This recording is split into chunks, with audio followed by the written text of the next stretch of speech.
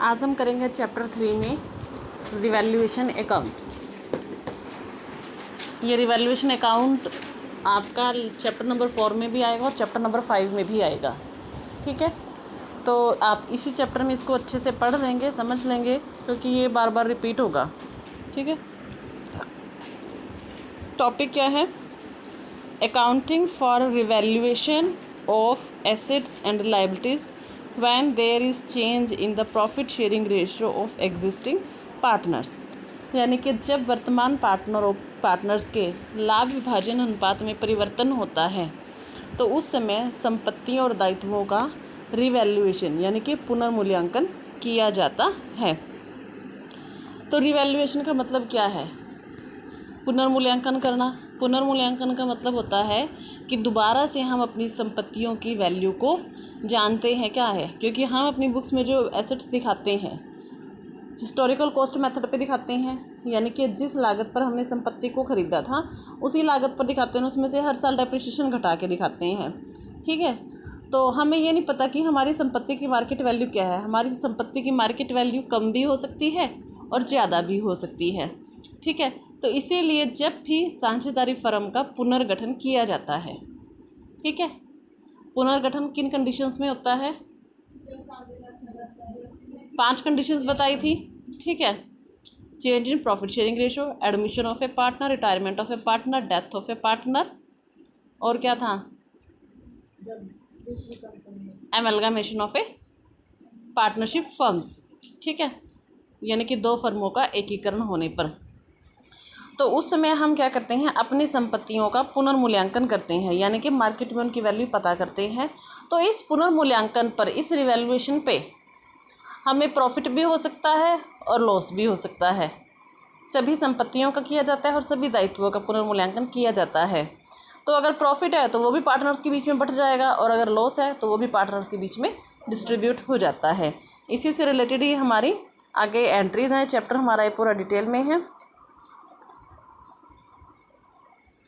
देखिए next page पे क्या लिखा हुआ है। पिछले पेज पर क्या है सभी? बुक में देख लो एक बार। वर्तमान साझेदारों के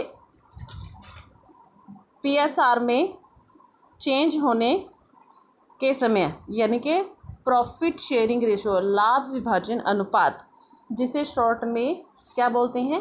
पीएसआर, प्रॉफिट शेयरिंग रेशो। तो प्रॉफिट शेयरिंग रेशो में परिवर्तन के समय फर्म की संपत्तियों और दायित्वों का भी पुनर्मूल्यांकन किया जाता है। इसका कारण यह है कि संपत्ति और दायित्वों के विक्रय अथवा वास्तविक मूल्य स्थिति विवरण में दिखाए गए मूल्यों से भिन्न हो सकते हैं। हम जानते हैं कि जो वैल्यू एसेट्स की हमारी बुक में है, मार्केट वैल्यू, उससे कम भी हो सकती है, ज़्यादा भी हो सकती है। तो संभव है समय व्यतीत होने के साथ साथ कुछ संपत्तियों के मूल्य बढ़ गए हों और कुछ अन्य संपत्तियों के मूल्य कम हो गए हों, और मूल्यों में इन परिवर्तनों का कोई लेखा न किया गया हो। करते भी नहीं है, क्योंकि हम तो हिस्टोरिकल कॉस्ट मेथड को लेकर चलते हैं। तो संपत्ति और दायित्व का पुनर्मूल्यांकन करना इसीलिए आवश्यक है क्योंकि संपत्ति और दायित्व के मूल्य में परिवर्तन से लाभ विभाजन अनुपात में परिवर्तन की अवधि से संबंधित, परिवर्तन से पहले की अवधि से संबंधित है, और अतः साझेदार द्वारा इस पुराने लाभ विभाजन अनुपात में बांटा जाना चाहिए। इसका मतलब ये है कि हमारी संपत्तियों का अगर कुछ का मूल्य बढ़ गया है तो वो क्या है? साझेदारों के लिए फ़ायदे की बात है, और उसमें उन पुराने साझेदारों का हिस्सा पुराने रेशो में बांटा जाएगा उस फ़ायदे में, इसीलिए मूल्यांकन करवाया जाता है। दूसरी तरफ अगर साझेदारों पुनर्मूल्यांकन में घट गया है मूल्य, ठीक है, अभी तक हम दिखा रहे थे कि हमारी जो मशीनरी है वो 2 लाख की है, जब मार्केट वैल्यू पता चली तो देखा कि वो 1,20,000 की है, तो ये क्या हो गया? नुकसान हो गया। ठीक है, तो ये नुकसान भी फिर पुराने साझेदारों में ही बांटा जाएगा। ठीक है, पुराने रेशो में बांटा जाएगा, क्योंकि नए रेशो में आने पर उनके बहुत सैक्रिफाइस और गेन के हिसाब से उनमें चेंज हो जाता है। तो इसीलिए बहुत ज़रूरी हो जाता है पुनर्मूल्यांकन करना। तो संपत्तियों दायित्व के पुनर्मूल्यांकन का लेखांकन 2 प्रकार से किया जाता है। पहला, जब परिवर्तित मूल्यों को पुस्तकों में लेखांकित किया जाता है। हमने अपनी मार्केट वैल्यू पता करवाई भी, हमारी मशीनरी 1,20,000 की है, तो पहला मेथड तो ये है कि हम अपनी बुक्स में जब नई बैलेंस शीट बनेगी तो हम नई बैलेंस शीट में अपनी मशीनरी का परिवर्तित मूल्य ही दिखाएं, 1,20,000, जो नए नए मूल्य आए हैं वही दिखाएं। ये तो फर्स्ट मेथड है। सेकंड मेथड है कि जब परिवर्तित मूल्यों का लेखा नहीं किया जाता है, यानी इसमें हम ये करते हैं कि हम अपनी बैलेंस शीट में कोई चीज़ नहीं करते हैं, हमारी जो एसेट्स हैं वो पुराने मूल्य पर ही दिखाई जाती हैं। साझेदारों में आपस में ही लाभ या हानि को लेकर एडजस्टमेंट हो जाती है। तो हम सबसे पहले ए पार्ट करेंगे, केस ए करेंगे, जब परिवर्तित मूल्यों को पुस्तकों में लेखांकित किया जाना हो। तो ऐसी दशा में हम क्या करते हैं, संपत्ति और दायित्व के पुनर्मूल्यांकन के लिए पुनर्मूल्यांकन खाता रिवैल्यूएशन अकाउंट खोला जाता है। इसका दूसरा नाम क्या है, profit and loss adjustment account. क्या है इसका दूसरा नाम, कैसा अकाउंट है ये, नॉमिनल अकाउंट है। नॉमिनल अकाउंट का रूल क्या है,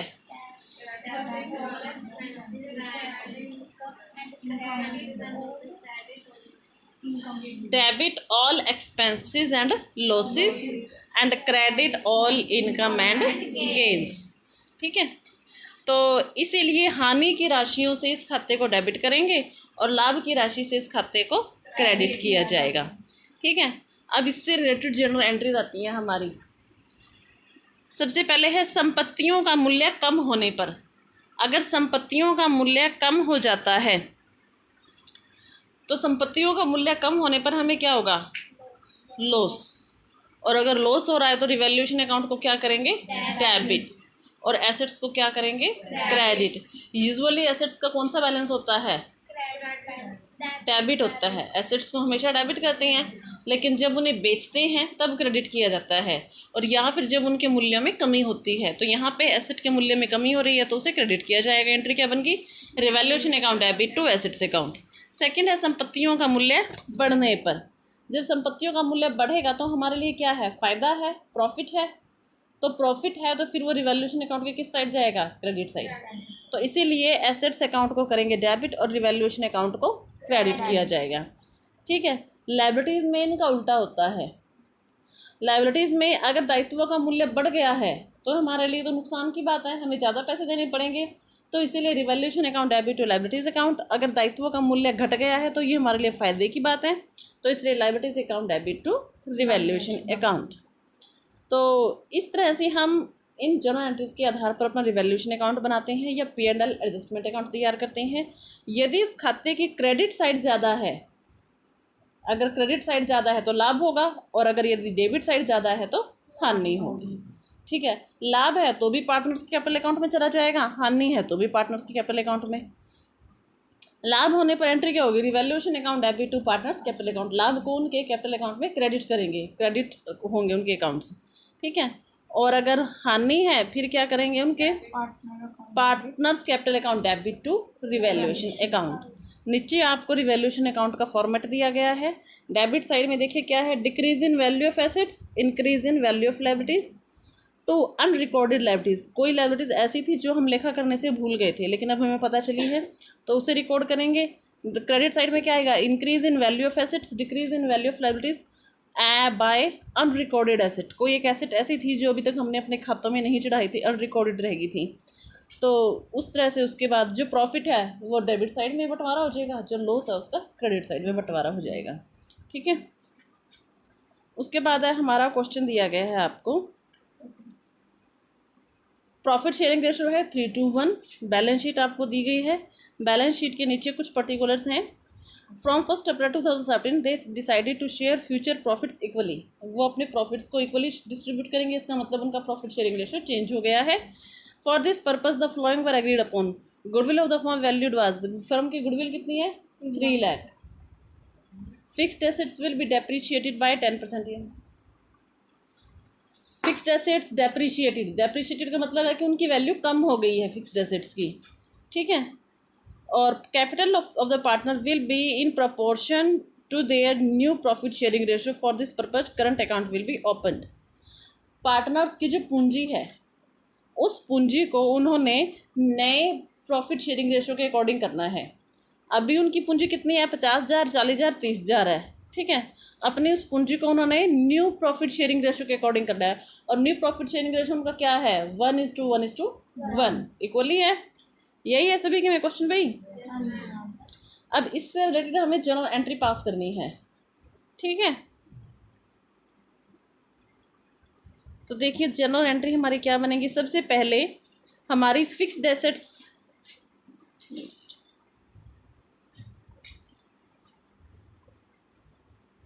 पास necessary general entries for the above transactions in the books of the firm.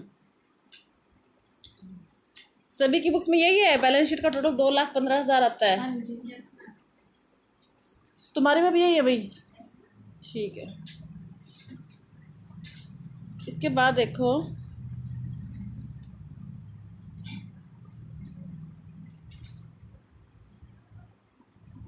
Balance sheet में हमारे पास क्या क्या दिया हुआ है। एक तो हमें दिया हुआ है कैपिटल, कैपिटल के बाद क्या है, रिजर्व फंड है, क्रेडिटर्स है और एम्प्लॉयज प्रोविडेंट फंड है।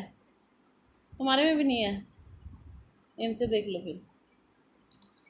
तो सबसे पहले जो रिजर्व फंड है, रिजर्व फंड पार्टनर्स के बीच में डिस्ट्रीब्यूट हो जाएगा, ओल्ड पार्टनर्स में ओल्ड रेशो में डिस्ट्रीब्यूट हो जाएगा, ठीक। दूसरी बात है एम्प्लॉयज़ प्रोविडेंट फंड।